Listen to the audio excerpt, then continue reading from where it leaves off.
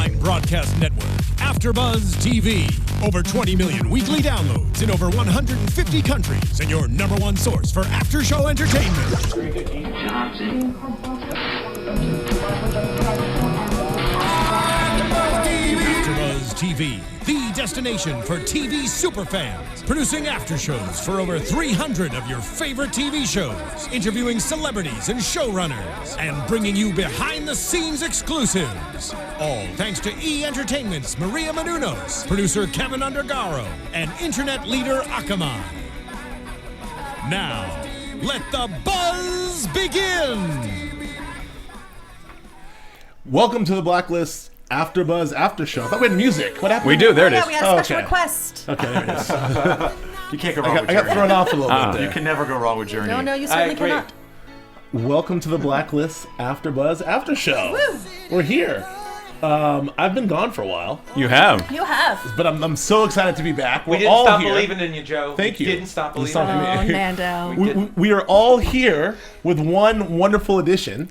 Nando has gotten considerably better looking again. Every week. He does look like a long lost brother there, right? It's such a big deal. I got a stunt double for this episode. That's what it is. We have our favorite FBI task force member, Amir Arison. Aram is right here in the building. Thanks for having me. Amir, thank you for joining us on the Blacklist AFTERBUZZ After Show. We're so excited. We talk about you every single week as our guy. That's no lie. You're kind of our favorite at the task force. Oh, well. That's true. Don't tell anyone. There's something for everybody. Don't tell anyone else. Born diplomat. That's beautifully done. I don't know.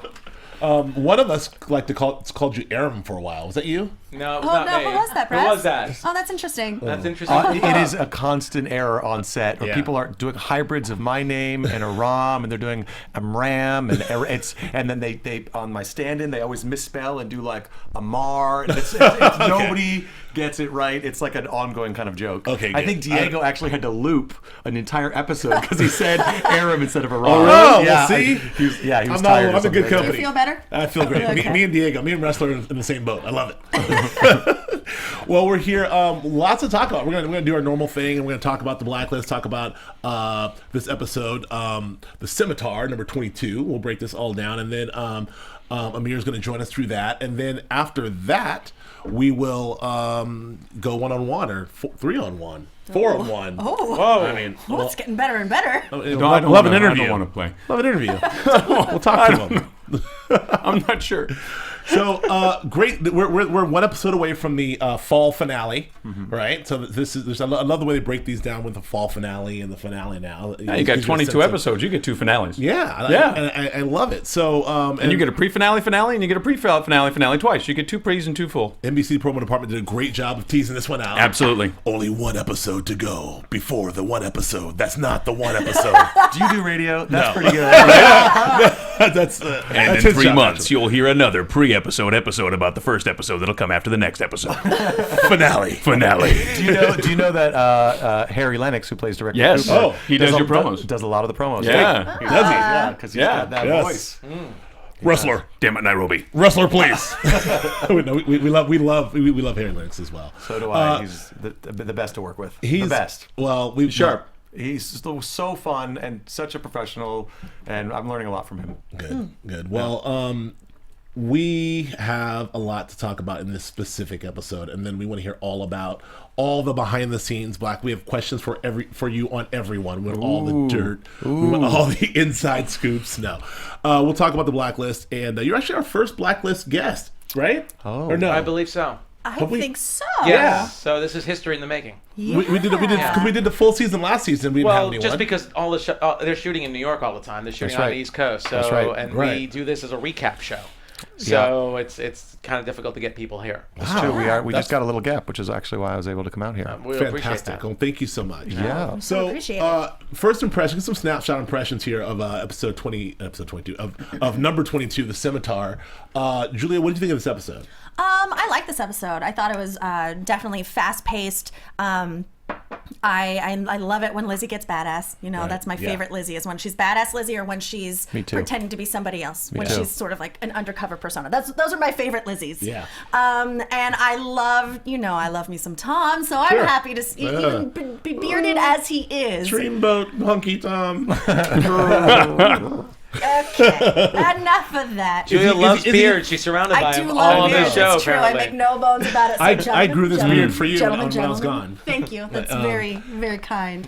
But is he, so Tom, you're still into Tom, and with the super scruffed out Tom? I am. You Right. know, I like Tom Eggold as an actor, and I like Sure. what he's doing in this awful position that he's in. I like Right. his interactions with Lizzy and the way he's handling it, from just the small snippets that we've had.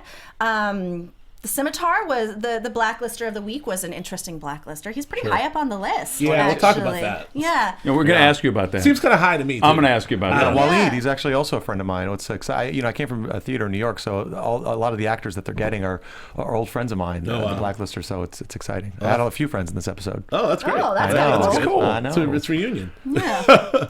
Flip, what would you think of this episode? I love the reveal at the end. That was for me. Spoilers. Despite the fact that I've been wrong over and over and over again, I'm tired of it. But it is the year flip up. Oh, yes, Poor apparently. Anthony. I feel like I should tell Anthony. It's just, Let it go, buddy. I don't know, man. I don't think we're gonna win. But yeah, I was dramatically wrong. I did not think that it was going to be Berlin's daughter, but somebody else probably did. Yes. I've heard that theory quite a bit. Yeah. Well, we saw it on YouTube. There's so many theories now that. Sooner or later, one of those theories Someone's may gotta end get up being right. true, or lead I've the had a way. pretty good track record this season. I'm just gonna say. I'm gonna you know, pat I myself want- on the back a little bit. I I'm want gonna to be take that angry one. at you, but I can't But you because you've been can't. right. Like 85% of the time. But isn't it? There's something I think that's fun about, like, so many people guessed that Tom was behind the door. Sure. And I know we didn't get revealed to episode 5 or 6 this season. Yep. But it's still dramatically satisfying to watch how it unveils. Absolutely. Or even if it confirms, I knew it.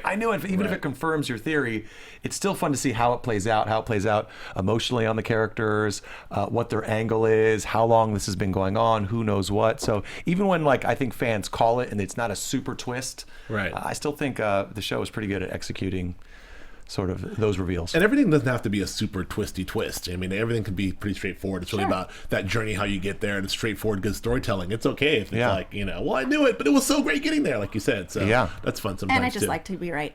And yeah. Well, I like the, being right, the too. trick lot. seems to be to keep the audience, dangling them along just long enough, until they look just about ready to lose their minds, and then don't make the reveal so wrong that they get mad at you. But That we're seems still, to be the trick. We're still losing our minds over that one question, though. Yeah, I know, Over because that you one and I are question. right, because Oh God. this is the ongoing. What's the ongoing question? Is Lizzy Red's daughter? And Berlin I haven't said heard so. that one Oh, well, I before. thought, I've never heard you that never heard that question one You before. haven't heard that before? Let me tell you about it.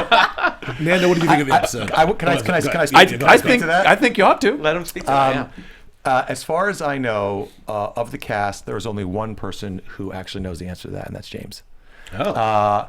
No one else knows. Megan may have some clues as to some other things, but she doesn't know herself. We are So- all in the dark. But Everybody would except Spader James knows. Spader know? Nothing. Yeah, because he's got to play. He's got played to, a character. right? He's Okay, got to play of the course. long He's got game. to He's gotta play all James- these. he's got to play the long game. So all the let's levels. just say And that James is now a But he producer. doesn't keep it James from is a you guys. producer, so he's now I thought he said heavily John involved. Oh, that's in it. true. Guys, yeah. we're talking Yeah. over each other here for a second, but just to be clear, so if she is not his daughter, he at least has it in his mind. Spader has it in his mind, the backstory, enough of it to really play the character. You would have to ask him, but Okay. as I understand it, he knows the angle that he's playing or not playing, or the truth that he's playing of his relationship with her and his relationship with the FBI task force. Wow. Right. He Yes. there's a reason Hold on, he Joe. turned himself in to the FBI last season, and only he knows. Only that actor knows, and of course our showrunners, and I'm sure most of our writers. Right. Okay. That's I want to unpack that in a second, but before I get that, I want to just your quick impressions of the episode, Nate. I don't want to leave you on because you're on the couch. I don't like one of the show can't go on without you. So, what did you think? I loved it. I loved the beginning. I loved seeing that little side of Samar.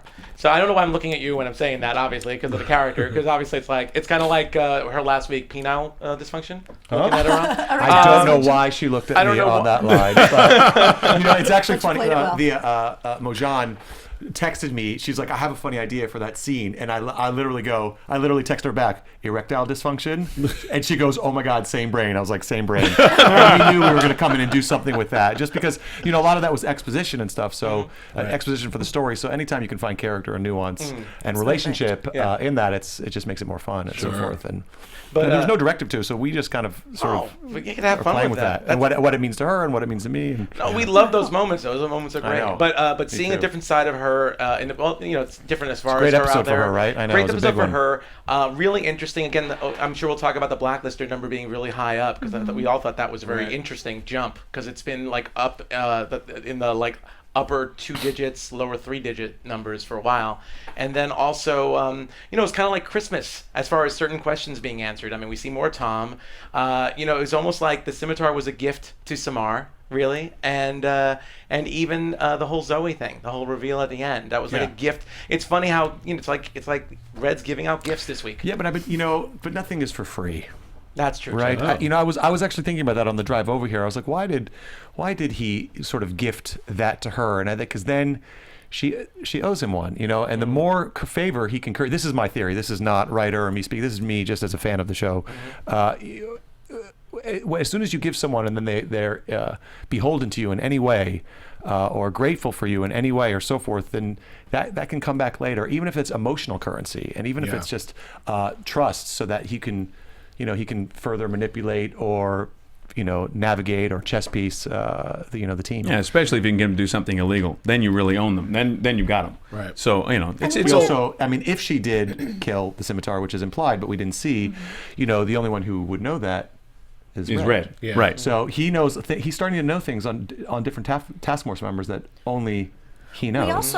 We as an audience don't quite know the extent of the reason that Navabi is there. We know that Red put her there and that they have something going on about that, but we don't know why. So whatever their relationship is, it's definitely separate from what's happening. We got a piece of that. We got a hint of that today when she showed up with Lizzy. They're here. We know that Red sort of used her as part of this long game to get access to Scimitar and all those other things, but now we don't know if that's the only reason she's there, if that's just one of many reasons. But it did close up one hole, or sort of one loop of that, is that when she was introduced in the beginning of this season, she was tracking Red because he had something to do with the dust up that had killed her brother. Right. So last night, that kind of came full circle. Red helped close that loop. Sure. The guy that she was looking for. So not only did he redeem himself and prove, or if he did prove, he helped get the person that she was actually after. He just knew that she was involved somehow. So, however, I just want to say, we want to get this later too, but however, the Scimitar did bring up some questions about her brother and sort of his involvement, who he is. I wonder if there's something more there. That can't be. I don't feel like that was a throwaway. No, that's not done. That's actually, maybe that's more the reason why she's there. Maybe that has something to do with Red's motivation for bringing her in, is the true nature of her brother's person. She killed 3 people, or maybe 3 people last night, possibly off the roof in the beginning, the Scimitar possibly, and also in the warehouse, exactly. Yeah, she's dropping. She's not messing around, and she hung up on me. Oh my God, that's strong. Biggest crime of all. Worst thing she did. I was helping her. I was locating people. She's getting on the phone. It was very abrupt. It was very rude. Aram's heart was broken there. If you only knew what she really did. Aram is naive to Tom. He doesn't know what's going on. He doesn't know that she's killed and all these people. It's nice. I think that's why your character is so loved, because he is the only guy that is like kind of like pure, like the driven snow. Like everybody else is getting dirtier and dirtier, but Aram's like, I'm just the nicest guy in the world. He's still reeling from the fact that he had to kill a guy from last season. Yeah, he's all screwed up. Still dealing with that. It's like, have you guys done that? No, not today. I mean, in general. I mean, it's cool. Well, let's just get into the episode itself. Let's just jump right in, and the Scimitar, the Blacklister number 22, which I thought felt kind of high to me, but we don't know what he does or does. We know he's half hitman, half con man. That line. Well, we figured we had a cult that was we have a whole bunch full of people, and they were rated higher. We had a whole bank higher up, a whole bank. We had a whole cartel, the Mubasi cartel. Yeah, number 114 or something like that. Guys, and this is numbers. That's so fun. Yeah. Well, that's what we wanted to ask you.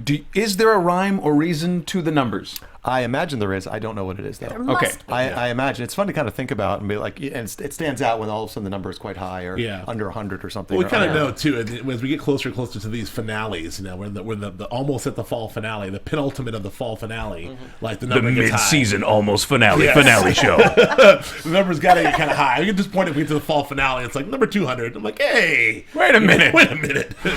You guys will be shooting all summer. But the Scimitar, so this episode opens as we talked about. We already talked about a lot, but I really want to unpack into this Samar sort of seduction / mission she was on Dubai at the beginning, because I'm joining Aram here. She was so hot in that opening episode. That the shot in her was like a whole new side of her, which I was very, very happy to see. I'm not gonna lie. They give me crap all the time just for saying I like Tom's beard. But here you go. It was really cool. If Samar had a beard, that guy had a beard too. Yeah. I probably liked him too. I think he looked a little bit like Aram, and that's why she was able to. There you go.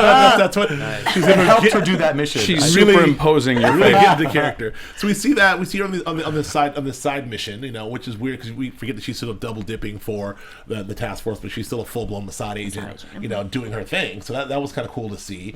And then we come back and we find out that this is a larger mission that now has to be. I mean, when we find out that happened, then we find out that what? Because this is where I get confused, and I get confused in the whole Scimitar.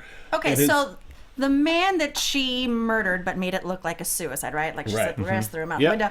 So he was one of Iran's top scientists. The top scientist. Nuclear scientist. Yes, that's important. Yes, absolutely. I think he was going to pick up some plutonium or something. Yeah, that's right. He was there. His flux capacitor. Does anyone here have any plutonium? Is there anybody?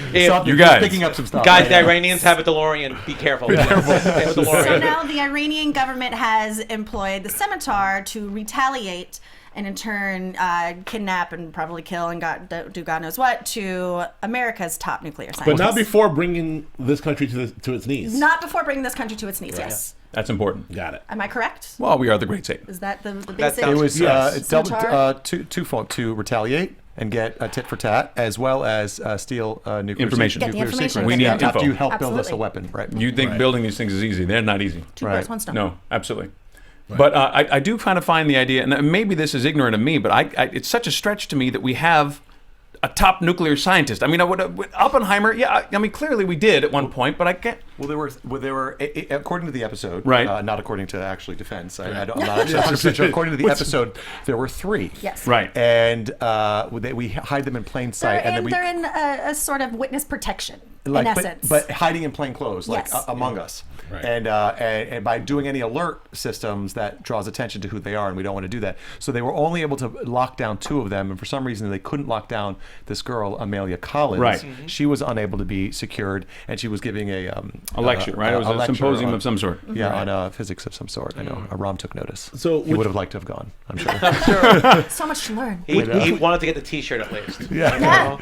He actually put in for one. Yeah. Which we see, because I wanted to get through the through line on that side, which we see because then we get the tip, the lead, which comes through the camera, the surveillance camera. How do they get the lead? Well, Aram got the lead. Aram gets this guy. Okay. We should pay attention to the episode. Yeah, I should.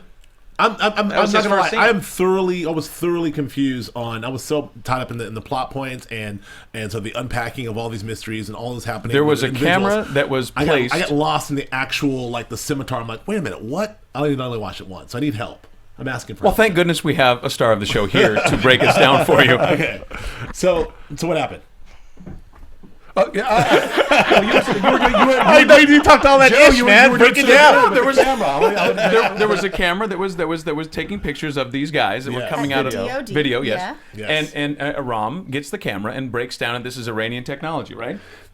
Yes. Yes. And there was a camera surveilling that they found hidden under a thing, and the reason they drew attention it was because of Iranian technology. It was a sweep, and it was sitting right in front of a defense building. And then when we pulled that camera, my character retraces back. There was no onboard memory. That actually line was cut. That it was the live relay, and from that live relay. We find out that their home base was this trailer, and then they go to the trailer, but the Scimitar and his people are already gone. But they find photos of John Reese, who was a Defense Department security specialist, who was in charge of securing this witness protection. Well, actually, so it seems at that moment. Don't you remember that? It was a full dossier, and there were maps. I got it. Thank God you're here. You should come back. No, there's a lot of Please. little like I know, and we shoot And I love- we shoot out of order, and sometimes it's like, Right. wait, when do we know what at this moment in the, it's like a little. I have like a little. I'm very Aram like thing, a little map that I keep. When we know what, when am I supposed to? Yeah. So I love that the line, the onboard memory thing, that line was cut. That's actually that helps too. Because Joe would have understood the whole scene if that line was still in there. It's funny, the tiny little lines they bored. cut. Actually, I actually think they're for time, sort of pace, and you also don't want to give too much information away. I think there's not to confuse the audience, but I'm just learning this from watching it that they sometimes things aren't always what they seem or what they clear, but we usually go over like 5 or 10 minutes, and they're always having to cut, and they're taking the fat out of this and beats out of here and beats out of there. So the scenes don't always look like the way we play them, Right. Which is always jarring at first when I see that. But then like I take a step back and I was like, I think that's actually probably cooler. Right. It adds with the score and everything, it adds to sort of an adrenaline to the Well, scenes. it's dense. I'm sure it's very dense. A lot of information to get in there. A lot of characters, a lot of places. I mean, like even just the stuff at the task force alone. There's so much going on and so much exposition has to be explained to sort of understand what the base of the Blacklister is doing and where they're going. And then you have all the story on top of that. Then you have the running sort of like serialized story on top of that. Yeah. So it's a lot. It's a lot to get done. And the show does a great job of it. It's one of the things we love about it. So that mixture. So true. from there, then we find out this whole thing is a big ruse, right? This is a whole big thing. So like, It was all a plan. It's all a plan. Because don't forget, the Scimitar is a hitman, but he's also a con man. He's a so con man apparently and a he's hitman. actually conned the task force right there. Which was great with this. So the elaborate sort of a kidnapping scene, which is all bogus, which was pretty tough to pull off. They're gonna flip the truck, and make sure everyone's alive. They got that done, and they go to this hospital, which we thought was fake. And Nando, you said you knew it was fake from the beginning. It looked incredibly fake from the beginning. Did you really? Right away, you were like, something's wrong with this hospital. Something's wrong with this hospital. Really? Yeah, I felt it. But you weren't sure what. I wasn't sure what. And then See, I think that's good. once we saw the phone with the makeup from the Scimitar's cover-up makeup, Yeah. then it was like, okay. But that's also right in that next scene. They revealed that the Scimitar was the doctor. Yeah, right in that From next the scene. makeup, that was like. So did you taking figure it it out off. when they? I had a feeling I wouldn't say, hindsight's 2020. I know, but I think that's good when you like suspect, but you can't put your finger on it. Well, I was wondering either they did a really bad job with that hospital set, or they meant to make it look just bad enough that They're you smart- think they're smart. that you think there's something slightly off about I that. think it's the latter. Yeah. Production design is really Did good. you It's the did latter. you think anything was wrong there, Joe? I didn't. No. No, you No. thought it was just, they thought they're in Bethesda. No, but it didn't look like a proper hospital. So I did Right. kind of wonder if the budget got cut when it got. On the #1 show on NBC. I was like, this seems like We really, spent too much on commercials. Right? We're gonna have to cut the hospital I'm set like, a and little bit. I know all they got to do is. I Rent got the this guy hospital set. Maury. It's He's got not a room. expensive. He's got a rehearsal space Yeah. in Chelsea. We can just We're gonna right go. there. We're gonna go. Yeah. Everybody's coming. We'll light it there. It's gonna We'll be light beautiful. it. It'll be fine. I thought that was really cool. I'd love to see Lizzy sort of really, but solve that. I mean, we sort of see her solve the reveal that she had when she sort of said when something's off, and then the lifting of the scissors, and then the whole escape, and then figuring out the whole thing. That was very, I thought it very was excellent. I know. very Me well too. done. I was excited and very, for Megan. Yeah, it was a very well, and she very well done on Megan's part, like in terms of being able Totally. to play that out and make it believable, because it wasn't a big, I'm gonna get out of here by using a bunch of And, karate and to me, shoot my way out. It And was can very I just much say, intuition, for me in that scene too, what freaked me out? Well, first of all, any Latino with a beard can also be, Iranian, I guess, So Rivera, I mean, no, he looked Latin, but he wasn't, but he was Right. he was the Scimitar. But also just the fact that all these people, they had this whole setup in a hospital. They had these people who were Caucasian working there, and they all are really under the premise of the Iranian government. It goes even further. They set up that. Well, they planted the camera. They planted John Reese, the white guy. Yeah. They planted him. He worked Yeah. for them. They Yeah. had so they had employed Americans or people to play Americans. Sure. So they built the entire hospital, the staff, the equipment, and everything. The hospital, so forth. They had those guys chase them, flip over the car, Yeah. make them think, shoot them, but shoot the tires out so they don't kill them. I mean, the whole thing was a con. It was a Yeah. con from the beginning. And I remember actually reading the episode, and when me and Harry Cooper were walking down the scene, and we had to kind of recap it. I remember being really frustrated Sorry, folks. That's all right. water on And- the table. He does that every week. We're actually gonna get I was afraid I was going to do that, so I'm No. glad you did it all, first. all of my scotch. If you're listening on iTunes, I just spilled. We're my actually going to scotch. have a sponsored section of this podcast when Joe drops it. That Thank you. drop was sponsored by Oh, Kleenex. thanks, Josh. So Save your phone. Sorry. Save your phone. save your phone. Oh, thank you. Oh. Yeah. All right. Those are doers, Josh. Braswell was very excited. What was the last thing I was saying? You were talking about the whole con. Experience right now. The what? You're getting the full experience right now. Good. I love it. How elaborate the con was. From And I remember. everything. Oh, I remember when me and Harry were talking in that, or doing that scene. How frustrating it was because it was the first time that I am aware that Aram was fully duped, as well. I mean, we were all duped. Oh yeah, because they gave Entire- you just enough to draw you in. Yeah, and then I felt. I mean, I think that line might have been cut too. I can't remember, but I was really. I don't know if it showed or it came out because those lines were, the episodes, chopping forward.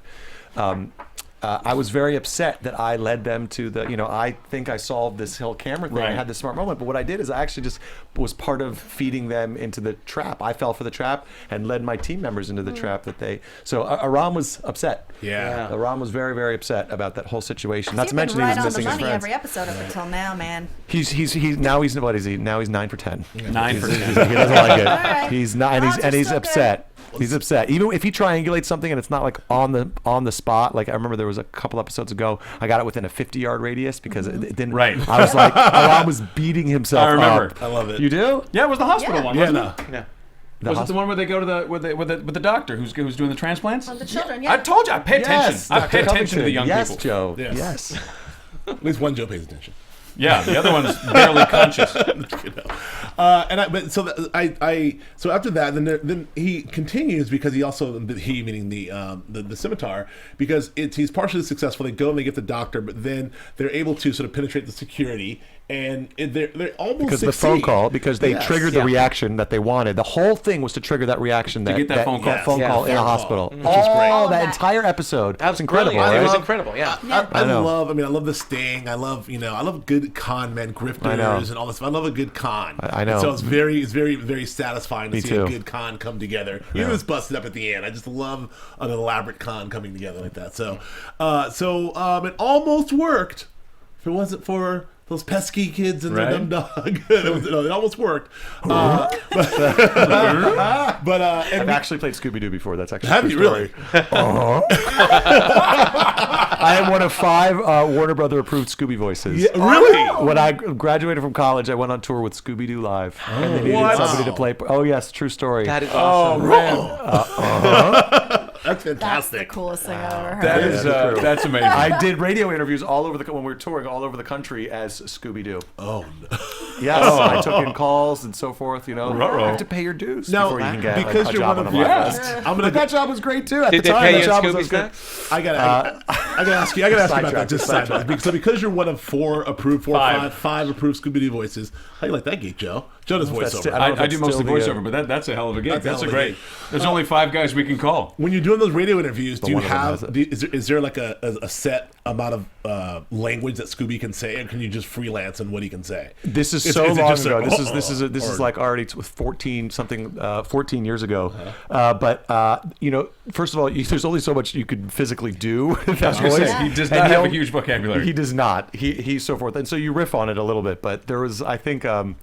There's like 5 or 6. If you look at the cartoons, he only says certain things. But his big thing is he'll just repeat one word. That Shaggy will say a sentence, and Scooby will repeat like the one funny key word from that. So there was a guy playing Shaggy, and he would do Shaggy, and then I would like chime in or something. I'd say, "AFTERBUZZ, Joe, I'm gonna be here." I love it. What am I doing on AFTERBUZZ TV? The I'm laugh. gonna lose my job. on a No, podcast. you're fine. The laugh is That's the best promo we've ever had. for the. That's awesome. It's funny. That's for my man Troop, who's a little warm in The here. subtle napkin Yeah. handle. Well, we'll switch No, cameras hold to on, me. wait, wait, wait. Run it We'll down go here. to camera me. Thanks. Nothing's happening on the other side of the room. No, so anyway, so the gang's broke. The con is broken up, and they almost get away. But they do get away, actually. I'm sorry, he does get away because Lizzy does find them, pulls the gun, recognizes the tattoo. He gets away, but he doesn't get the doctor. Right, Yes. doesn't get the doctor. The which is doctor's in the safe. He luggage. just escapes. He doesn't So, complete the task. So at as hand. far as Lizzy's concerned, Yes. the case is they haven't gotten their person, but the case has been case is solved solved. because they protected all 3 of the scientists, the 2 that were already taken care of, and they got Amelia Collins. So They got her out of the suitcase. They got her out of the suitcase. That actress actually got in a suitcase. Wow, really? Yeah, Narit. Yeah, she actually got in the suitcase. Oh wow! I would imagine that was part of the casting. must fit in oversized luggage. But I wasn't there when they filmed that scene that day, but I'd heard that the actress got in the suitcase, so I was ready to see some huge suitcase. It was a little suitcase. Yeah, It wasn't big. very. She got in the suitcase. That's crazy. Lady. I'm going to digress, but James Gunn, the director of Guardians in the Galaxy, Yes. I know him. I used to work on a show that he used to come on all the time. He had a girlfriend. I don't know if he's still dating her, but he had a girlfriend who used to be able to fit into suitcases. He had photos of her fitting into suitcases. That's not a cool she was thing. really into fitting into really. God, you shouldn't tell people That was that. great. That sounds horrible. Oh, he was proud of it. That makes He was- James Gunn sound like a horrible person. He was no. People have their things. Maybe I shouldn't have said that. Maybe I said too much. Cut me out. Cut my mic off right now. It is. Photos. I just thought that Speaking of suitcases, James Gunn and his girlfriend. just reminded me. Okay, well, So little. whatever you're into, guys. So we find out the end. Scooby Doo suitcases. Which one of you guys are going to reveal too much information? No, yet? it's not good. So we get to he almost gets away. Red's there waiting for him with Dembe, and so that whole thing happens. He hands her over as a gift to our girl Samar, which he gives him some information about her brother that may or may not come back later, and then Samar may or may not have. But I guess it's assumed and it's implied that she kills him. The body. I'm gonna say I'm not so sure he's dead. I'm gonna say it. Well, You're not so sure he's dead? Yeah. The Scimitar? No. Scimitar's Yeah. No, he's dead. He's dead. His He body washed washed up on the shore with a whole group of people there with flashing There was a lights. bullet in his head, too. Oh, really? Wasn't there? There was a part of like a his bloody face head. missing. And- You didn't see the... And let's not forget No. that. Right in the head. She shot him in the head. Oh, I missed. Okay, I missed it. What show did you watch? I don't know. We watched I The didn't Blacklist. What's And what is? and don't forget also after that they had a nice little close up of Samar with her brow all That's right. furrowed and everything. Like she was really Well, because stressed out. Liz looked at her and goes, who would do this? And she Yeah. looks right at her partner, Samar. Oh. Don't you remember that moment? That was Yeah. awesome. That was an awesome moment. Yeah, she goes, who would do? She goes, who would do such a thing? Like they weren't expecting that. They got all the people. And they thought, Yeah, who would do such a They had thing? that Who nice would little close up of her. So shoot yeah, somebody in the head or obviously- kidnap a and don't former forget, ex-husband and keep him tied up? and don't forget, Red set that up. Yeah, Yes. Red set that up. And she did promise to kill him. She said it I right to know, his face. She said, "I I'm will going kill to you." kill you. So Maybe I should go back to New York. I should go back to New He York. You challenged should. her. You did better in New York. No, that's it. But it's like a half a second on the screen. Okay, Yeah, then there's, I must- there's a I- lot. I- If something's going on and you're like thinking about something, I don't have to Right. rewind things all the time. It's inexcusable. There's a lot to think about. Okay, so he's dead. So he's dead.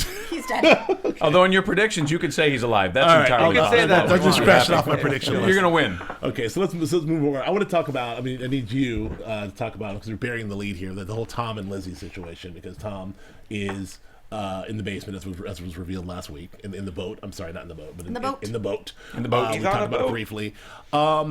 Is Lizzy torturing him? Is it presumed He that? doesn't look tortured. I know, but he's coughing up He's information. cold. Was she just Cold. toss him a blanket and his I- coffee's just spilling his guts for a blankie? He's I cold. think she's making things extremely uncomfortable for him. But he's like a super spy. He's just spilling his Still guts. chained up on a boat, All right.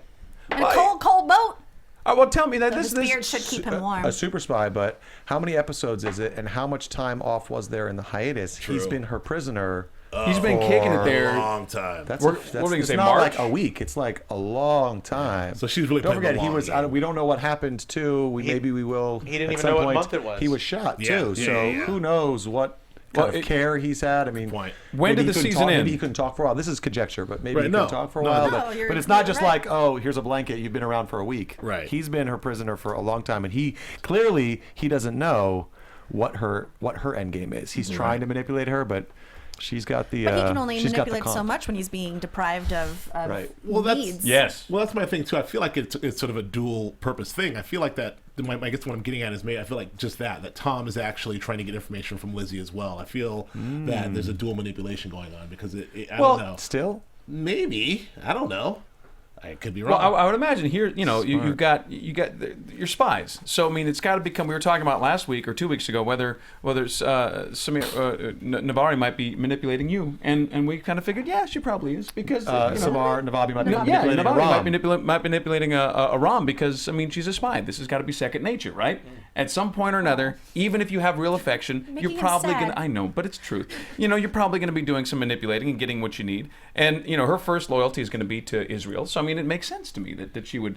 But with Tom, of course, he's gonna be manipulating Liz, and she's gonna be manipulating him. But I mean, at the end of the day, these are super operatives. He's gotten away from whatever government, if he ever worked for a government at any point. And at this point, he only cares about himself. He's got no loyalty to Berlin or anybody else. Right. So at this point, he's just going to do what he can to survive, to stay alive as long as he can. I mean, he's still holding back information. Because as soon as he's given her everything she needs, she's got no reason to keep him alive except for emotion. Right. Fair enough. So he's got to drag out and see if he can ignite any emotion at all. So the happy anniversary thing, he might have been holding out for November to wish her happy anniversary. Fair enough. Fair enough. Do you have any thoughts on Nando? Any thoughts on the Lizzy Tom reveal from last week? I know you had a lot of thoughts last week, but any thoughts on continuation? Well, I just think obviously it's a little bit of a chess match right now between the two. I mean, Tom is, it was really interesting that end scene when he said, "I know you're going to kill me. I know when you're done with me, you're just going to get rid of me." But I really don't believe he believes that.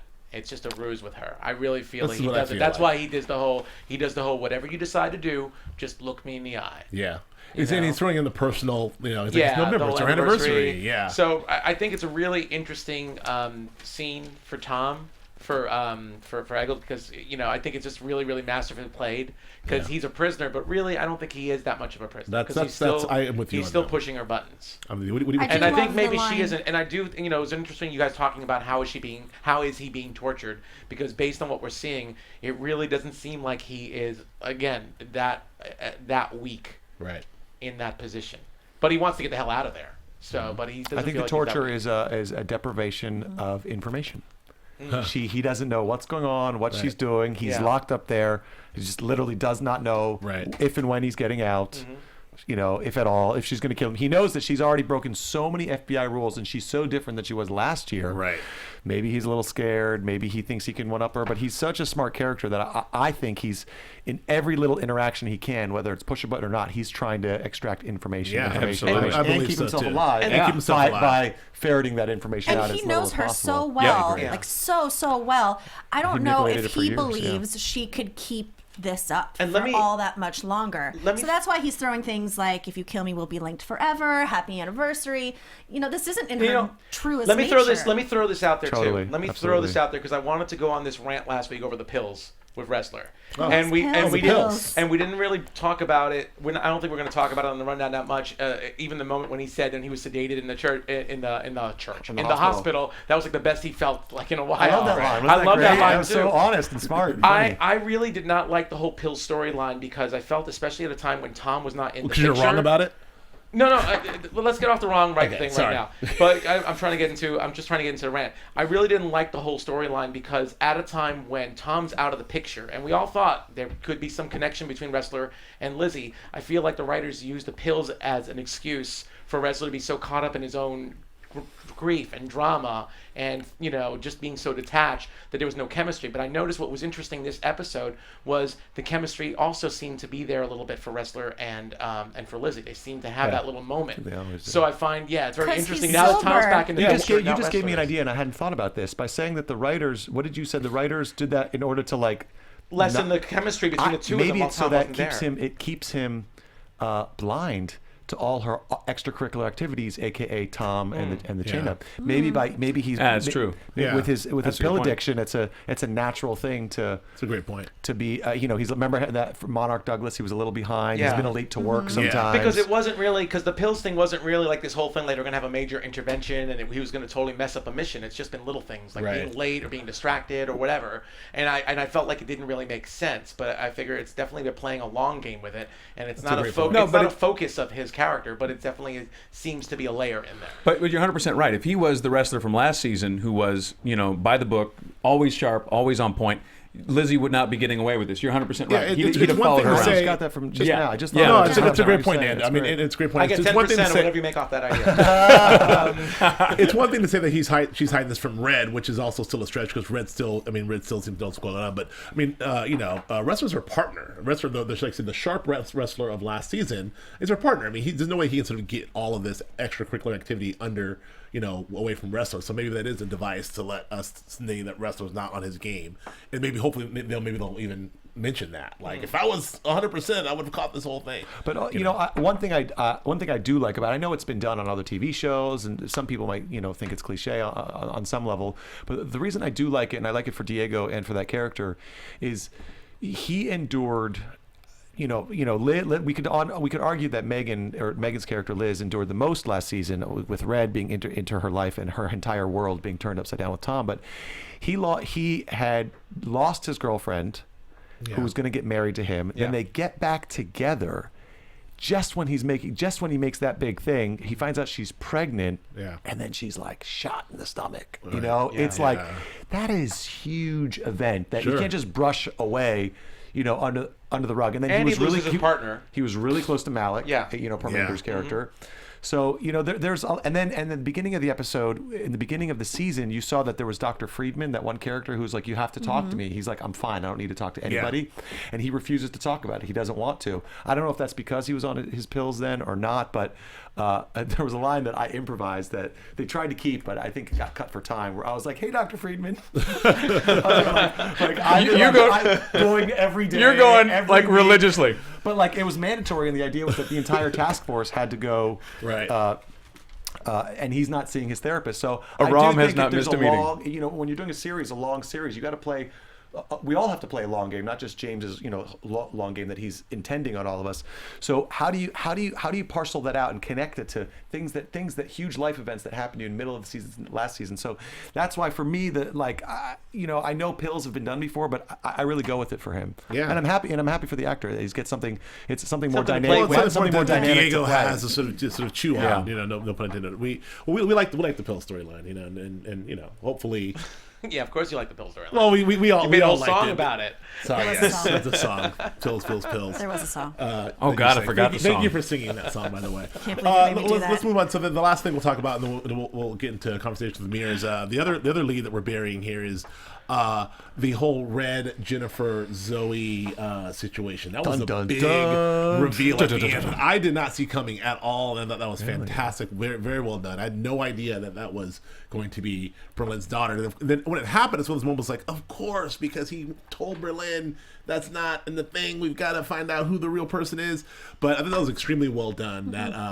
Especially that scene that he drugged her. Yes. That whole dialogue, and when he's talking about daughter, and she goes sardines or anchovies. Right. And he's like, it's not that simple. I was like, you think he's talking about her, but it could be Megan or it could be someone else. You don't. I just thought that whole exchange was both like honest and heartfelt and intriguing. It was like, I thought that's like the Blacklist on the money. Well, we saw him being so nice to her last week. In the past couple of weeks, it looked like a father trying to reconnect with a daughter type of scene. Which is what they wanted us to think, and then all of a sudden he drugged her. And that line she says, it was so good. She goes, "What have you done? What have you done?" Goosebumps right so now. Good. I gotta say, we drugged her. I mean, even though he's like, "I'm not going to hurt you," and we trust Red enough, but it's still creepy. Yeah, didn't see it coming. We said this a bunch of times. I mean, first of all, James Spader is the newsflash. James Spader is good at acting. I believe okay at it. It's a hot take from Joe Braswell. On a number of occasions, we've said he won. James Spader's good acting, but there's so much what we love about the Blacklist and that character. What James does with Red is these sort of fantastic monologues he's able to do from time to time. Usually towards the end of the episode, when he's either explaining something or talking about the past or doing something to sort of really fill in the gaps of who Red is, and they're always fantastic. In this episode, that scene was so great because you get him reacting, She had most of the talking, most of the monologuing, and he had the reactions, and it was just beautifully done and beautifully acted. And I just want to say again, Spader, good at acting.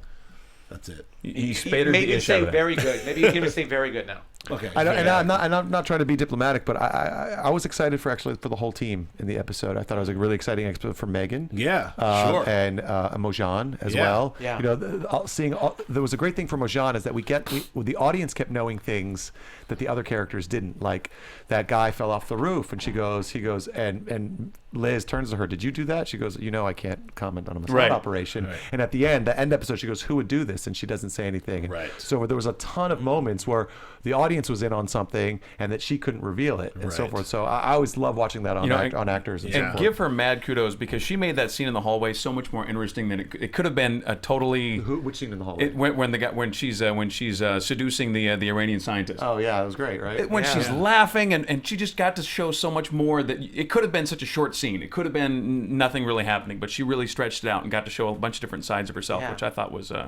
I was impressed. Good. Yeah, good. Me too. I also I think we talked about this, but in the hospital, how Megan played the discovery. Yeah, it was like you're putting it together the audience is putting it together, she's putting it together, but you can't do it faster than the audience, but you can't be slower than the audience, and just something doesn't quite make sense, but her brain's always working. She's always trying to save the asset, save herself, save her partner. That's a great example of sort of like how maybe something well directed too. Yeah, exactly. It's how something appears in the page. I was going to say something appears in the page, and then what the director and then the actor does with that moment of like, because I don't know how it reads in the page, but it's sort of like, oh, discovery. Megan, figures out that she's not in a real hospital. Yeah. But how that's discovered and played was great. I really love that. I love that sort of sleuthing. I think I may have missed it. What were the nail-like thingies in her arm? Oh, well, just to give her pain. Yeah. Oh no. When you get your arm set, you have a pin straight through. No, she never broke her arm. That was to give her pain. Oh, was that to give her pain? Yeah, that was to give her pain. That was to give her the sensation of pain when she never broke her arm. I thought it was. That's why when she took it out, part of the con. They made her think her arm was broken in 3 places, but it actually wasn't. They just put a cast over pins, so she feels a pain. So that was still pretty gross. Yeah, that was great, man. That's how she was able to get all badassy afterwards. So now, but even though you did know that, because when I saw it, I was like, oh, that's not so clear, but it's still creepy. Yes. Oh, it was horrifying. It works on a few levels. Absolutely horrifying. I just didn't get it. So now in this last. Well, you're welcome. Thank you. So now we have that very last scene, which was great, which is that sort of the face-off between Red and Berlin, and then the reveal of the daughter, and then now we have the situation where, the question that has to be asked, will we have Berlin and Red working together, these adversaries working together to find who the person is who really wants them? So who set this all up? Who set this all up? My super blacklister I've been Next looking week for. in the fall finale. Maybe we'll find out. I have this super blacklister theory, which I've been waiting for, like that someone in that top 4 is the super blacklister. Well, there were a lot of questions too with this, because we were talking about it before the show. It's like, obviously Mary Louise Parker's character we thought was Jennifer's mom. But we saw Berlin had that scene where he kidnapped her, and there seemed to be no recollection. So we had to ask the question, like, well, is what's Naomi, the relationship with all these people? Right. Naomi, is Naomi Jennifer's mom? Jennifer? But she can't be Jennifer's mom because Berlin and Naomi were very much when Berlin kidnapped her. There was no there was not like no you. Yeah, it wasn't just like that. that. It's like the old days. Well, somebody I can't remember who. Somebody on YouTube on one of them, we said, why are we guessing that Zoe was Jennifer all along? That maybe it's a different person, but that doesn't make sense to me. And we're like, shut up, YouTube. Yeah. and then one of our things. Yeah, exactly. No. So I don't know. That's a possibility too. But Mary Louise Parker's character said something very interesting in her conversation with Red. She said, "What have you told Lizzy? Not much. I've kept my end of the bargain." So she obviously knows some nature of that relationship. Right. But then she did reveal to Lizzy, it's whatever he's doing, he's playing you or something. Yeah. So she revealed something, but didn't reveal the thing. And then also she said, I'll never tell you where our daughter is. Yeah. Or something. So that's that what to me threw us implied off. that it's not Liz. And now we know that Zoe is not Jennifer. So is there a third person? And I would also argue that we don't know, maybe Red had a daughter with somebody else. Or maybe he was married another time. Or maybe he still is married. We don't know. These are things that are being ferreted out. It turned out it was a red herring. And can we confirm that the photo, because I saw it mentioned a few times, with the photo from the stew maker that Red saw at the end of the stew maker, was definitely Zoe. Yeah, he handed that to me. Yeah. Remember, he handed that to me in 205, the front. He wanted me to look for it, but then his buddy at the DMV found it instead. Yeah. Right. And that photo is the grown-up, because the person we were looking for is the person last night, Zoe. Yes. Zoe's the name, right? Yes. So that is locked up. Remember the DMV guy? Yes. We were both looking for it at the same time. I was busy with the plague and saving them, which is why I didn't get to it. Otherwise, Way to drop the ball, I can only do. I would have figured it out. I was counting on you. I can only do I 8 was things saving at the once. world, so I was not. That's why. And, yeah. well, I let the DMV it's take great. that one down. Well, I mean, we're one episode away from this fall finale, and I gotta say, I think these first episodes did a great job. I mentioned this before.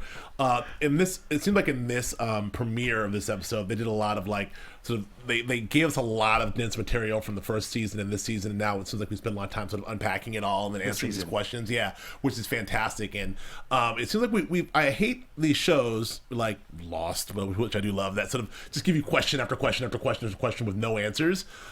Maybe another show called The Leftovers, which is a whole separate thing. But anyway, but this is giving you the questions and it's giving you the answers, and it's very, very satisfying along the way. So I'm very happy that we're getting towards this fall finale. We're getting some answers, even if they give you more questions. At least we're getting some answers. I think that's fantastic. So You're gonna get some good ones next week. I can't wait. Okay, so let's talk to you. I mean, we have, Like what? Well, yeah, we have you here. Predictions. You're gonna get some good ones. So All of a sudden, the NBC minder crosses her arms and she looks very serious. Skylar's in the kitchen. Wait a dang minute. Slow your roll. but so that's the episode. But let's talk to you, Amir, about you and some stuff. I just want to ask you first of all. We're so happy. We mentioned before you're our favorite task force members. So Yeah, we love put a lot of love on the show. I wanted to.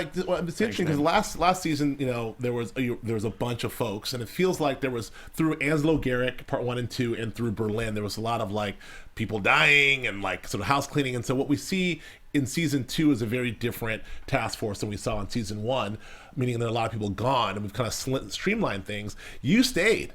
So I mean, it felt like everyone got wiped out into the Anslo Garrick, and then Berlin got some folks, but you survived. I mean, when did you get the indication that you would sort of be not only around for season 2, but you'd have an expanded role? Did you? How soon did you find that? And congratulations. Yeah. Thank you, Joe.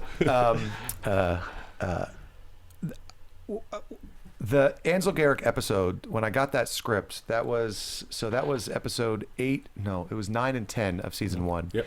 And my first episode was episode 3, and then I came back in 6, and have been in all of them since. So it was 6, and then but I was always just the computer guy. Yeah. It was kind of like on the side and so forth. It was when I got that first Ansel Garrick episode that where I was like, what is going on? Everyone's captured. Yeah. Aram has a gun. Yeah. I'm running around doing things not on a computer. That was my first indication that they're doing stuff with me, right. and they have plans for me. Professionally, I knew because I was recurring last season, and I had booked another, I think, Once Upon a Time in Wonderland. And the Blacklist, they flipped out. They were like, "What do you mean he's doing? We need him for this thing." And I was like, "What? We didn't know." That was only my second or third episode. Okay. I was like, "Oh, it was just a couple of computer scenes. They could have a few computer guys." I didn't know. And they really shifted a whole lot of schedules and made it work just to bring me back when I was really a minor character at the time. That was my first indication professionally. I was like, okay, something's up. Yeah. They're responding to me, or this could lead to more potentially. Sure. So I remember telling my agents, I was like, let's not work. They're like, yeah, but they didn't tell us that we don't have a guarantee and you're not a regular. I was like, let's just ride this Blacklist thing out for a little while. This is a good thing. Yeah. So I came back and I saw, and I was still not very, and then I found out when I got onto that was my second or third episode. The director's like, we need to get you on a recurring contract. You got a few more. You got a few more, and you got a big thing coming up in a fourth. And I think the plan was that they always knew there was a mole in the task force. And they knew that in sort of the bigger storyline. But I guess it could have been a variable of who they revealed it was going to be. And I think they had decided that they had liked me, and they were going to build me up to then make me the mole and go out in a blaze of glory. Right. And then in the process of that, I don't know who, knock on wood, producers or studio or network said, no, don't kill that guy. Keep him around because he's valuable for the team or something. So I'll tell you what it was. I think I'm telling as a viewer, like in that Ansel Garrick, that part 1 and 2, that arc, you were fantastic. And I think that was really the first time that we as fans really connected with sort of you as personality wise and as an actor. And then so I feel like, hopefully the producers saw what we saw. I was like, we got to keep this guy around, or this guy's not the mole. He's our lovable tech guy. Well, it'd be hard to make you the mole when really the mole was responsible for that whole episode anyway. I know. And Yeah. You are. they set me up. Yeah. Yeah. So, Grace is sort of, Mira was kind of involved with Fowler, but it was actually Gray, his guy who had set me up and so forth. You also have But what's a very specific skill set that the task force needs. I got to keep you around. And speaking of that skill set, keep yourself actually, valuable. I can only imagine that the Blacklist employs super duper tech writers. Even if they didn't, I would not be the wiser. But you're the one who gets saddled with what I can only describe as techie mumbo jumbo. And so, what is that like when you get that script? Does that come easy to you? Are you tech savvy, or is it a challenge? Yeah, it's not fun. I consider it fun. I consider it a puzzle. I think the beauty of playing this part is there is a parallel. The way I approach my work, I think, is similar to the way Aram approaches his work. So I'm approaching these texts, and I want to unpack them and do research on them. And Aram is wanting to do that for the case. So I'm actually learning them now that I've been playing this part for a little while. I'm learning them pretty quick and so forth. And I know how to do the research and what's active and what will be useful. And if there's something I don't know, how to do it. And then, of course, my main scene partner on the show is probably not obvious, is the computer screen. Right. So there's, production guys that are in charge of the computer screens and what the camera can see and so forth. So what will get revealed and when. So I'm spending, like, as soon as we do rehearsal, I'm like running over to the computer guys and we're like, okay, so forth. So this is how we would break that code and this is what we would reveal. And the plane ticket's going to come up. All right, if you have it come up on this line, then I'll type here and so forth. So that is like my main sort of interaction. I'm interacting with those guys as much as I am interacting with Diego and Megan and Mojan and so forth. Well, I just wanted to full quick follow up on that one. I'm a huge fan. Like since it seems like the last 14 years since 2000, we've had a whole sort of generation of this sort of hacker, like a dramatic hacker. I'm going to call him on screen. There's a show, Scorpion. I haven't seen Scorpions it now, yet. but this is new. Right? Yeah, but this is new. I mean, 24 did a really good job of like creating suspense through just people, Chloe standing at TV at screens, like Jack. And so we have a lot of that, and there's a lot of that in this, and you are fantastic at it because it's really, I would imagine as an actor, it must be really hard to sort of be looking at a blank screen or a screen and then sort of be hacking and then delivering lines and then creating tension and all those things. So I think, thank you so much. That's good to get that insight. That's so nice. I work hard on it. Yeah. I do. I work with those guys that I said, and we have, like, I've requested, like, I work off an iPad, a laptop, sometimes my phone, the big monitors, so forth. And then you have to meet the demands of the camera and so forth. They need to move the monitor here. I was like, all right, well then, how can I make the scene as dynamic and as truthful as possible? So they make fun of me. Sometimes I like to be my own stand-in while they're lighting, because I am literally playing with my desk and being like, how would I solve this case? What can we do? What will actually help the scene move? Like I'm sort of obsessed with it, like almost neurotically so. And it's kind of like the way Aram is with the case. So I just enjoy it. It's true. We never watch you and get the feeling like you're doing like the old school, like, done. You don't ever have the generic, like, I just typed out 47 things and you all don't even know. It never feels like that. You actually feel like you're kind of moving things around. Is that close to you personally? Are you tech savvy? Are you within 100 feet of Aram? The question is, do you believe me? Do you buy it? I'm okay. I'm okay at a computer. You can hold your own. If somebody asked me this once before, like, remember last year when I had to transfer $5 million to prove to Red that I wasn't the mole? Yes. There was that sort of big scene. If I actually could do that, I wouldn't need to be an actor or be on the blacklist. Fair point. But maybe that some of those cases are a little bit above my technical pay grade. But do people when they see you and they recognize you, do they kind of like, when they see a doctor on TV, they're like, hey, so I have this little problem over here. Do they start talking to you about tech, or they just like the IT guy? I can't read this. I can't open this email. Some IT guys will come up to me like, love the show, love your role in the show, thanks. I'm an IT guy. And they're looking, I don't know if they're challenging me or is it or do they give you the nod? And then it's like, usually it's like, I don't know what it means. I don't know if it's like not good enough or way to represent. It's it's somewhere in between, bro. They're a proud bunch, the IT guys, the techie guys. It's true, but thank you. Oh yeah, absolutely. So there's one thing you asked me before that I do want to say. In my first episode, Wu Jing, there was a line that I improvised right when Mira and Diego ran out the door, and when I improvised that because the director at the time was like, "You're great, make this your own, make it your own, have fun." Yeah. And I knew that I said the line after they had left the scene. So they could cut it out if they wanted to. And I was just kind of having fun with myself. I remember only wanting to do the job if I was like, if I'm going to have fun with this, I'm going to make the role fun. Right. Otherwise, it's just a computer guy. I didn't know where it was going to go, but it's a lesson. Always say yes and be ready. And, and when I did that, they kept that improv in the script. And I actually I actually met a lot of the writers for the first time yesterday because the writer's room is in LA. And they all said, they're like, that line, we rewound it and watched it. They're like, oh my God, who's this guy? And so a lot of the humor comes from that. So so it's the first time in my life that I don't feel like I like auditioned and I'm playing a role. It feels like a role has been kind of like shaped with me. So it kind of feels like I helped create a role that it happens to be on that just happens to be on the Blacklist. Well, that was it's actually really a dream kind of experience. It's how it's kind of amazing.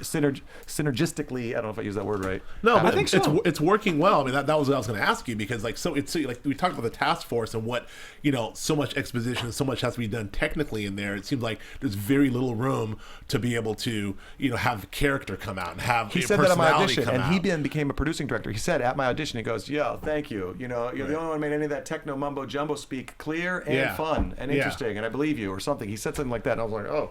Well, that's those little months. That's literally why I have the job. Well, that's fantastic, because those moments that in between the sort of the all the crisis, those moments of levity that you find in there is what makes the characters so great. And you answered it there. I was going to ask you how much of that is, are you able to put in there? How much of that is in the script, and how and you building out? What's beautiful is that a lot of it is in the script. A lot of it is in the script now. Okay, with certain directors, most of them now, they do allow me to improvise a little bit here and there, like at the tag of something, not in the middle of a scene or so forth. It's just a little bit, not much. But it's interesting to see what jokes stay and what jokes go. Right. Some of the best jokes that like crack up the crew and crack us all up don't make it into the episode, because I think it's probably the tone. It's a tonal. I'm sure it's a tonal thing. And there's a lot of the throwaway jokes, or the jokes that were tiny moments that were then stay and carry more. We're not going to mess with the pace so much. To follow up, is it harder to? I mean, obviously you're just throwing some nice little jokes that seem to work, with the character, or whatever. But is it harder sometimes to improv when there's so much about what's coming up that you still don't know? Kind of like the whole question that James Spader knows about the relationship. Is it possible that you kind of like at times? Great question. The beautiful thing about Aram is he's really in the present. As much as I know, he's not. He's trying to solve cases, and he knows he's well versed on the Blacklist up until this moment, and where he is in the present moment. So you're just playing your truth at that moment. So that's brilliant. So that's awesome. In a way, that's kind of nice, right? You don't have the whole overarching thing in the back of your head that could actually screw up your performance. You're unless they're planning on making me some Kaiser Soze character. If they do, people have been like, "You're too nice. I don't trust you. Yeah. Your character's too nice." But if that's the case, I just hope it's like season, I think we talked about that. That's our 24 conditioning that everybody's a mole. Like if we watch Nina Myers, I know. Yeah. That was the best reveal ever. Nina Myers, man. That was the best. Good But she one. was only on 2 seasons. Yeah. I would much rather be Chloe O'Brien and be on for the run of the show. Exactly. No, you are. Stay alive. You're better. Stay alive. That's a super duel. Aram versus Chloe O'Brien. I think that'd be an Aram awesome wins. duel. I think that'd be an awesome duel. Aram may win. I feel like he needs to go out with Chloe O'Brien. Chloe. If it doesn't work out with Samir. Samar Navati. Yeah. Well, he's got to do some more field work, because Chloe's got him on field work. That's the only thing. That's true. Yeah. And she's got him on the comms, because we haven't seen you on comms or anything on any of those little top secret things yet. Hopefully. That's true. Although he does call Meg. He does do top secret things with Megan sometimes. That's true. He does do that. Yeah. That's what we hope that we get to see Aram maybe in the field at some point more, because you're cooped up in the task force. I've been waiting for this. I've been hoping that there's a scene where we go out and he has to shoot again, and everyone's gonna be like, "Oh no!" and I just go and then Diego looks at me and I go, "I've been practicing." Yeah, I want that so bad, Oh, please write his room. If you're listening. I went to the meetings with the shrink. I'm fine. Yeah, I'm good. I can shoot as many people as I want to. I'm in good shape. I actually want to learn a little bit more about just you and your journey that brought you to the Blacklist, and doing a little bit of research, who you are, where you've been. I see everything from some of my favorite TV shows and movies. Homeland. That was a good one. Off-Broadway show. to the Royal Shakespeare Company. Oh, good research. Scooby-Doo. So I wide, guess, varied career and journey. Can you tell us a little bit about your journey and the road to Sure, here specifically- at AFTERBUZZ right now? At AFTERBUZZ. All The roads lead to 101 AFTERBUZZ. Specifically, is there specifically just your background, and I your guess, career, and I'm an Aries. I like long walks on the beach. Water music, sports. journey never gets old. some of your favorite characters that you've played, or theater versus TV. Just your thoughts. My mom always says, when after I'll do a job, that was my favorite job, or that was it. She's like, you always say that. So it's hard to pick a favorite or so forth, and it's also hard to pick which do people always which do you like more, television or theater? I like a good story and I like a good role. So I try to kind of let that lead me. Lately, the last few years, I have been working more in television, and it's been working better for my sort of work-life balance and schedule.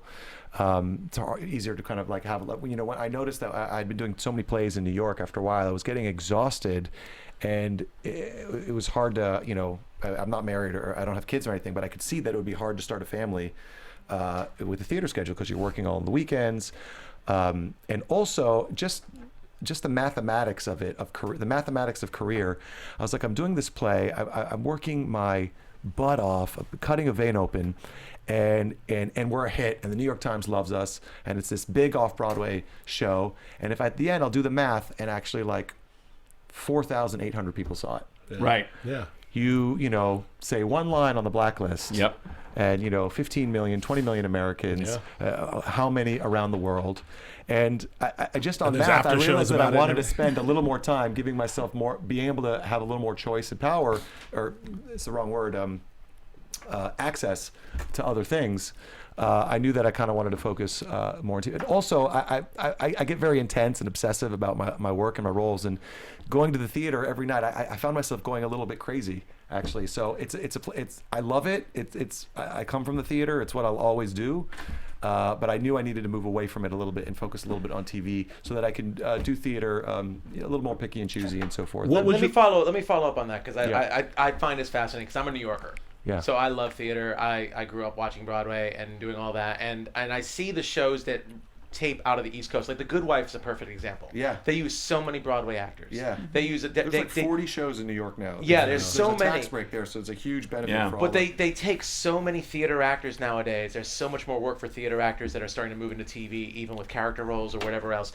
And you've been able to do a lot so far with your career. Do you see the differences working on a TV show out on the East Coast as opposed to what people do out here in LA?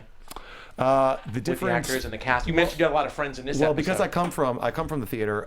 The beauty of being able to do a show over there is I get to do. I can't do a play because the Blacklist schedule won't allow that right now. But I can do readings. I can do workshops. I can see other friends' plays. I might work on directing something. So I have. But while I was in LA, I directed a play here, and I was seeing shows here. So I've always kind of, doesn't matter which coast I'm on, I'm always kind of staying sort of on the pulse of what's going on in the theater world, just keeping tabs on it to a certain degree.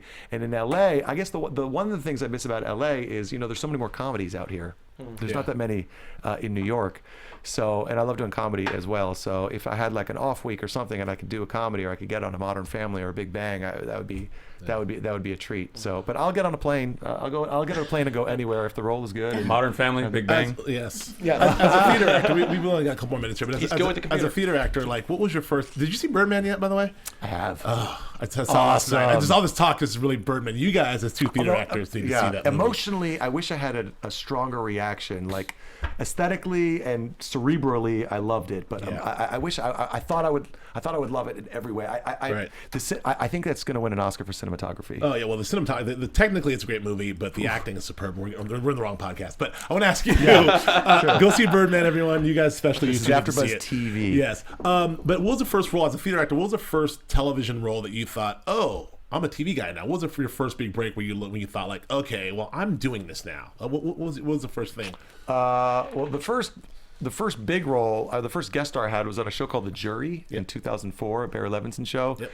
And so that was the first time I was the first sort of meaty part that I had. But I recurred on SVU for a bunch of years. And I've always said that was kind of like my graduate school in television acting. Because I didn't have to carry the story, but I played a doctor, and I was with the big stars, Chris Maloney and Mariska Hargitay. So you have to stand opposite these behemoths of television, and deliver a lot fast, and a lot of technical. That's probably where I developed my technical talk. Maybe, I'm not sure. I noticed how fast things go and how much you have to prepare and how quick it happens, but I didn't have to carry story. I just had to carry the weight of just deliver that information. So it was a great opportunity to learn how to walk and talk and act with big stars on a television set and how fast it goes. So I always call that, I don't really, I never think in terms of breaks. I was that was sort of the most growth I had, and really learned not master is the wrong word, but really felt confident after I really felt a lot more confident on a television set and a television landscape. It's such a difference between acting on stage and television. So when you felt most comfortable, it's true. but I still use theater preparation for all my scripts or Blacklist scripts. It's still, it's fun as Harry comes from the theater and Mojan comes from the theater as well, and we always we'll talk about the scenes in a certain with sort of like a theatrical approach and so forth. And I like to do the scenes. People are like, they do pickups and so forth, and I was like, I love to do the scene in its entirety. What was so fun last year when me and James did that scene where he does the gun, he's like, I'm going to strip and reassemble this in 2 minutes, and if that time we ran it in real time in 2 minutes, so it was really like, and it just made it more fun. I actually think there's an opportunity for the way I work. More spontaneous moments can happen, and stuff that you can't anticipate, can't expect happens when you're running a scene in its full length, as opposed to just doing a pickup. Yeah, we need that totally. line, or we need that piece. Absolutely. Or something. We were talking about True Detective last year, where they had that amazing good. long shot, that one shot, and the tracking shot. The tracking shot. How long was it? Like almost 6 minutes. Insane. It was like a wasn't 6 minute scene. 6 minute shot. First time I Unreal. saw it was in Boogie Nights. Remember them Boogie Nights? Yeah, When the he goes- feature. I was like, The opening what is- sequence. yeah. Like, a how did lot someone of do that in Birdman. More Birdman. Last but not least, we'd be remiss if we didn't ask you about the obligatory question: what's it like working with the great James Spader? Like, you talked about the scene. I mean, you don't have a lot of scenes together, but you do obviously work with them. I mean, is that everything it's cracked up to be? I'm sure it is. I love being able to call James Spader my colleague. Yeah. He sets the bar for the show and for all of us, and so when you get on set with him, you hope you've done your work so that you can play ping pong with him. Sure. He's absolutely charming and a gentleman and funny and prepared and focused and vocal and helpful, and I mean it's terrific. I love making him laugh too. He's I love great.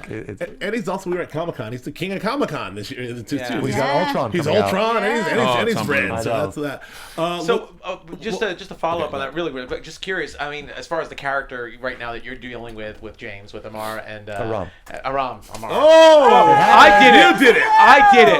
Holy moly, Aram. That's okay. Amar. That's what they gave my standards. Aram and Red. What's going on right now as far as, we've seen the Red working a little bit with him right now, giving him information, I know, and we isn't that see that great? whole dynamic. So I know, just probably to lead us into predictions, I just really want to know what's going on in his mind right now between Red. Does he look up to Red in a way, or how does looking he? at what is in Aram's mind? Yeah, How what's is on he- Aram's mind between this whole thing? I mean, we see there's something going on with him and Samar, But it feels like he has an admiration for mostly like every I'd wrestler. love to hear your responses Well, to that, no, and then I'll tell you just what I think. to follow that question on, Ressler and Harold are obviously super suspicious, and now Megan as well. Of Lizzy, Red. super suspicious. You were kind of like happy to, Red picked me. What's your view of Red? I mean, Aram's view of it.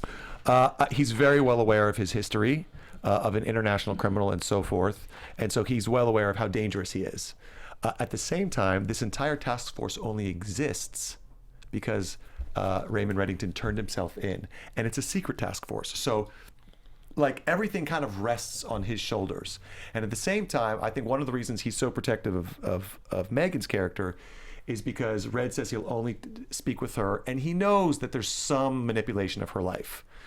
So, but at the same time, Aram's gotten a promotion to work on this in this task force on these like super cases is a dream come true for him.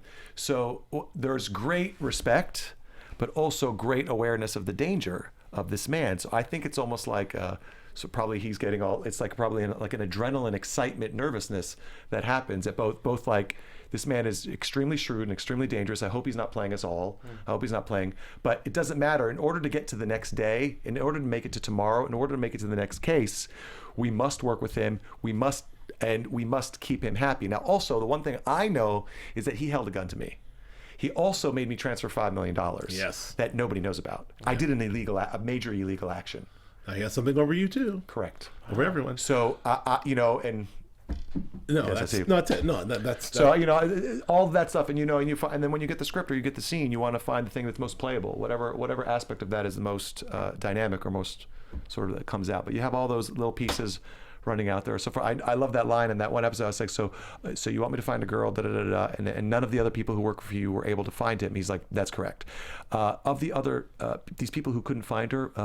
What'd you do to them? I love that. Well, those are those little character moments we talk about. Those are things we're, Aram. The best. So Aram.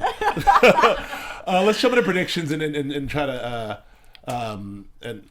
let's jump into predictions. Now, your AFTERBUZZ TV predictions.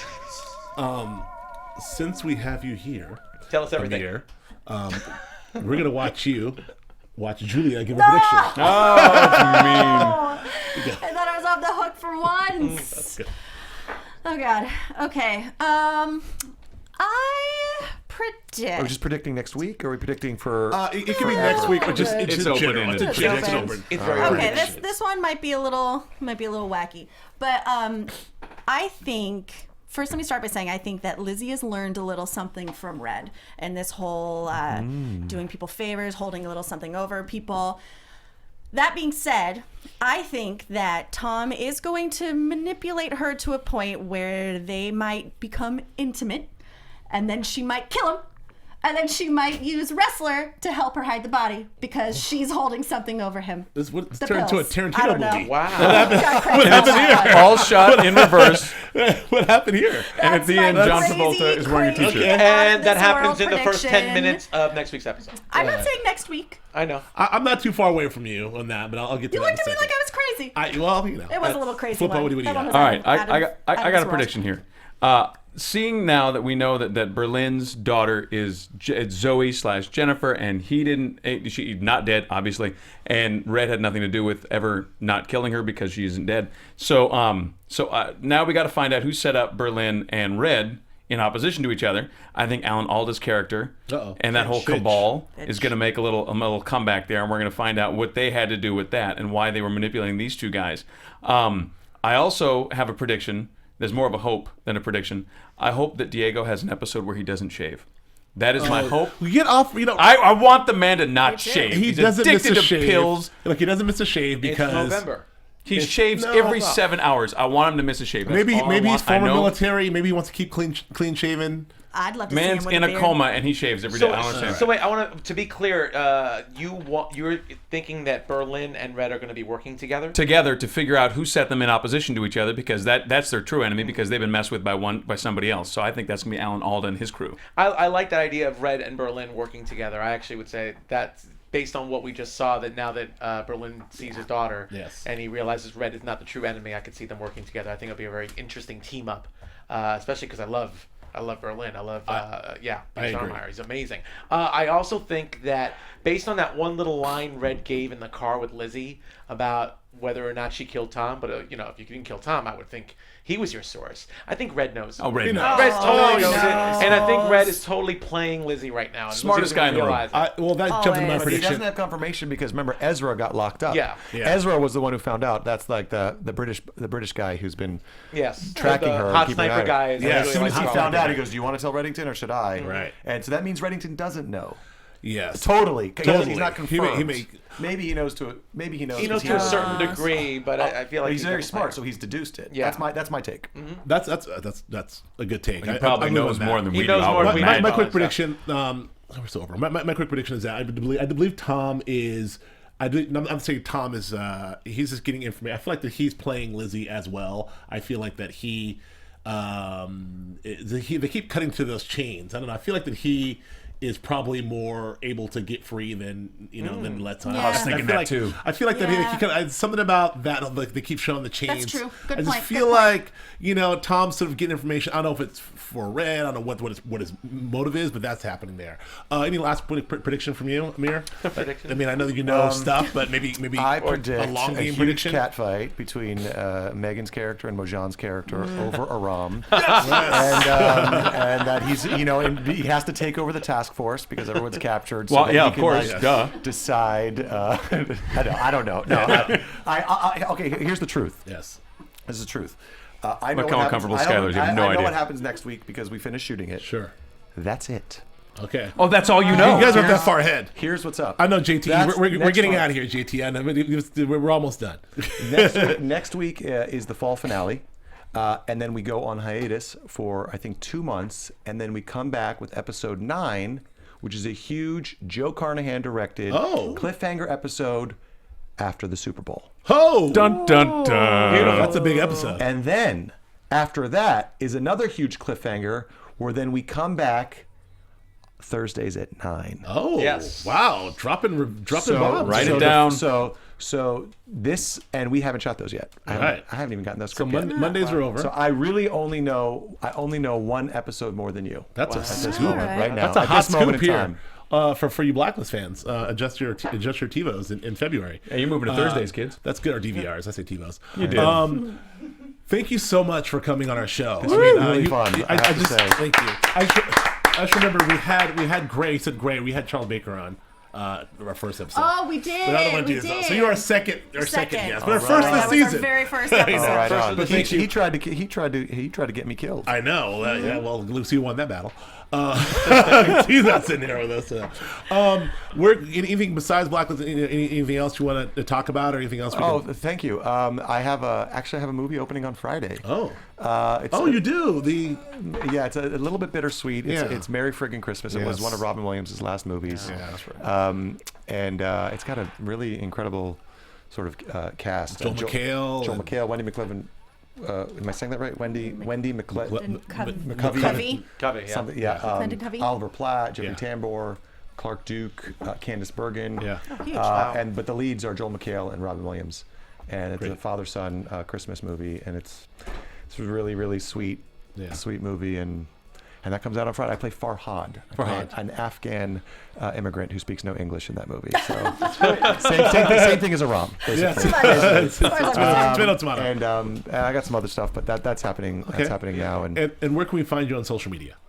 I have a Twitter handle. Okay. Amir Arison is my Twitter handle. It's my name. It's pretty Amir simple. And AIRSON. Yeah, I'm not really. My Facebook is just like a private account, and I'm working on it. Right. I'm working on it. I know.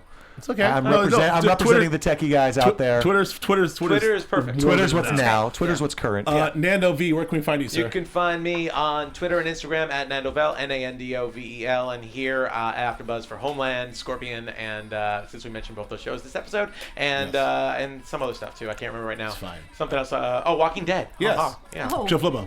You can find me on the Twitters at Joe Flippo, GoeFlippo, and my website is josephsanfelippo.com. Nice. Julia? My turn. You can find me on Twitter and on Instagram with my name, Julia Cearley, JuliaCearley. And I'm Joe Braswell. You can find me on Twitter and Instagram at Joe K. Braswell, at Joe K. Braswell. Thank you all for joining us and listening to us. And thank you all for downloading us on iTunes. Please continue to do so. Please continue to rate us. Thank you all for been rating us on iTunes. All of our loyal YouTubers, thank you so much as well for listening and commenting. And your comments have been fantastic. We read every single one. We really appreciate it. Well, we didn't do shout-outs this week, but I don't know. The Audible family. We had some stuff going on. Yes. It was a little busy. That's all we got, right? That's all we got. All right. Well, thank you. We'll see you again next week. Amir will be here every single episode. So next week we'll get in a little more. No. AfterBuzz Bucks. But thanks. We'll see you next week, AfterBuzz. Thank you. Cheers. Thanks. Hey. From executive producers Maria Menounos, Kevin Undergaro, Phil Svitek, and the entire AfterBuzz TV staff, we would like to thank you for listening to the AfterBuzz TV network. To watch or listen to other after shows and post comments or questions, be sure to visit AfterBuzzTV.com. I'm Sir Richard Wentworth, and this has been a presentation of AfterBuzz TV. Buzz you later. Buzz you later. The views expressed herein are those of the hosts only and do not necessarily reflect the views of AfterBuzz TV or its owners or principals.